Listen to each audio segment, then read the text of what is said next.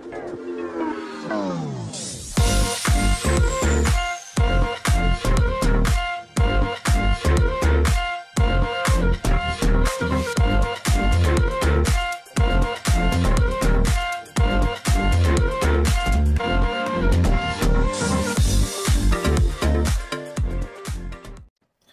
semua, salam sejahtera Malaysia. Selamat petang tuan-tuan dan puan-puan semua. Petang ini Malaysia berduka cita. Malaysia didukacitakan dengan satu berita ataupun satu kabar yang amat menyedihkan. Pemergian salah satu lagi pemimpin, saya boleh katakan pemimpin negara, salah satu lagi pemimpin di dalam keluarga beliau, salah satu influencer, salah satu individu yang amat berharga di Malaysia, yang pada akhirnya telah menghembuskan nafas beliau yang terakhir pada jam 1.57 petang tadi. Jadi saudara-saudara, tuan-tuan dan puan-puan semua, ini satu pemergian yang pasti mengejutkan ramai, terutamanya rakyat Malaysia dan terutamanya kepada keluarga dan juga rakan. Jadi di dalam sebuah artikel yang telah mengesahkan pemergian seorang lagi insan paling disayangi seluruh Malaysia, yaitu pelakon yang juga terkenal yang bernama Ridzuan Hashim. Jadi dalam artikel ini mengesahkan pelakon Ridzuan Hashim meninggal dunia. Artikel diterbitkan pada 4 Mei 2023 jam 6.53 MYT. Jadi di dalam artikel ini, pelakon terkenal tanah air Ridzuan Hashim menghembuskan nafas terakhir di Hospital Kuala Lumpur HKL pada pukul 1.57 tengah hari tadi.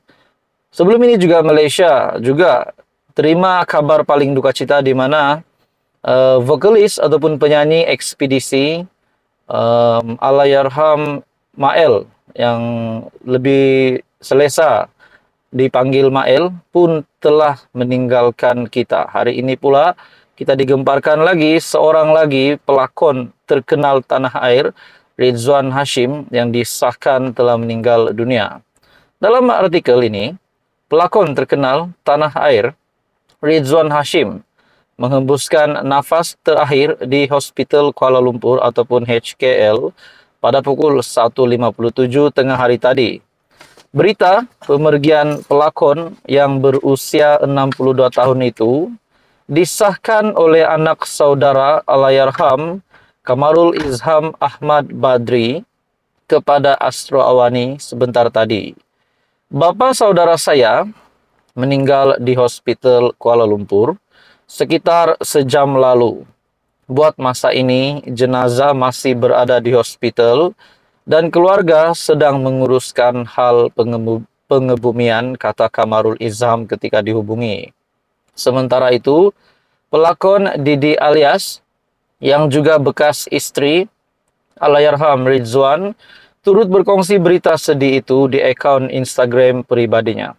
Jadi saudara-saudara, tuan-tuan dan puan-puan semua, Malaysia hari ini berduka cita dengan satu lagi pemergian.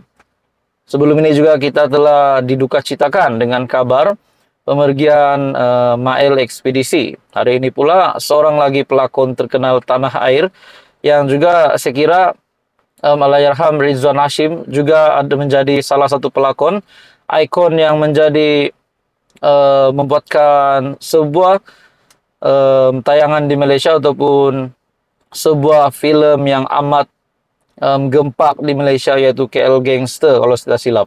Jadi saudara-saudara, tuan-tuan dan puan semua, saya sebagai admin channel ini mengucapkan takziah kepada rakyat Malaysia dan juga terutamanya kepada keluarga Allahyarham serta rakan Allahyarham Ridzuan Hashim, di mana beliau telah disahkan telah pergi meninggalkan kita.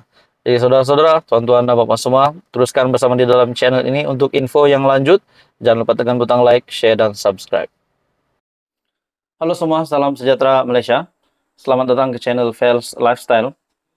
Saudara-saudara, tuan-tuan dan puan-puan, Malaysia digemparkan dengan banyak isu sebelum ini berkaitan dengan plot tumbangkan kerajaan lah, berkaitan dengan proklamasi orang Melayu lah, Pakatan Mahzab di antara Hadi Awang dan juga Tunduk Mahathir. Jadi banyaklah yang menggemparkan hari ini, tuan-tuan dan puan semua.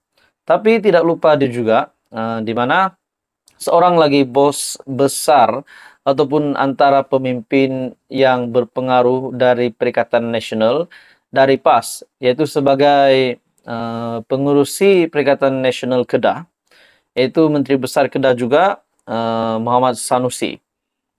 Dengan sebuah spekulasi ataupun sebuah kenyataan bahwa memang Muhammad Sanusi diarah untuk membayar saman fitnah kepada pengurusi PH Kedah. Nah, saudara-saudara, dari RM50.000 naik ke RM120.000 dan akhirnya naik ke RM240.000 dan tak sudah-sudah Muhammad Sanusi masih belum membayar saman fitnah tersebut.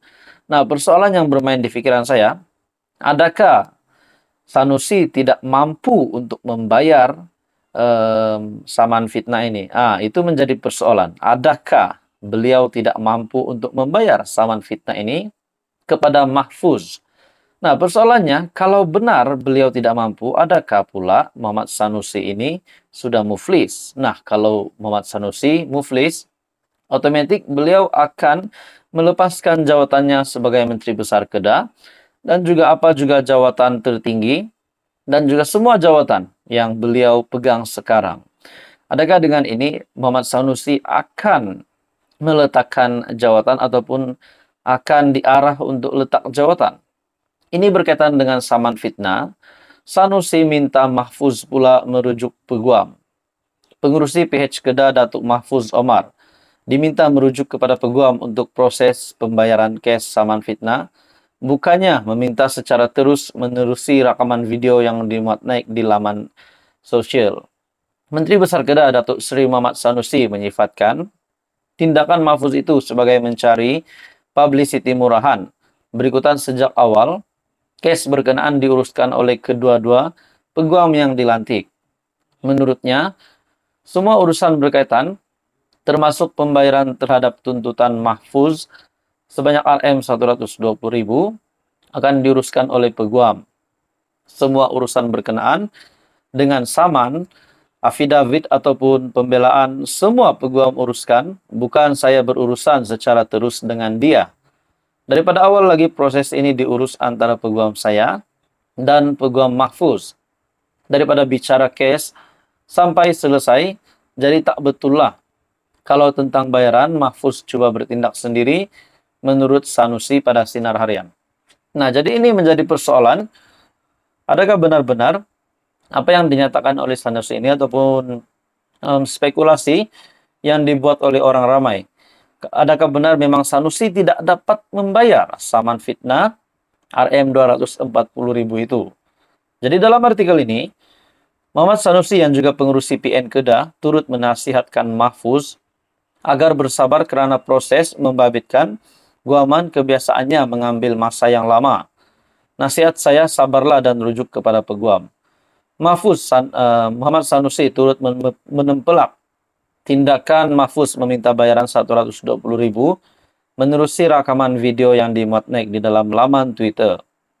Dalam artikel ini juga, saya rasa berpolitik seperti itu macam tahun 60-an. Tak sesuailah zaman sekarang, orang cerdik menilai. Pada 23 April yang lalu, bekas ahli Parlimen Pokok Sena itu mengingatkan Sanusi agar membayar ganti rugi sebanyak 120.000. Jadi saudara-saudara, apa komen Anda? Teruskan bersama di dalam channel ini. Info padu, info hangat disediakan di dalam channel ini. Jangan lupa tekan butang like, share, dan subscribe.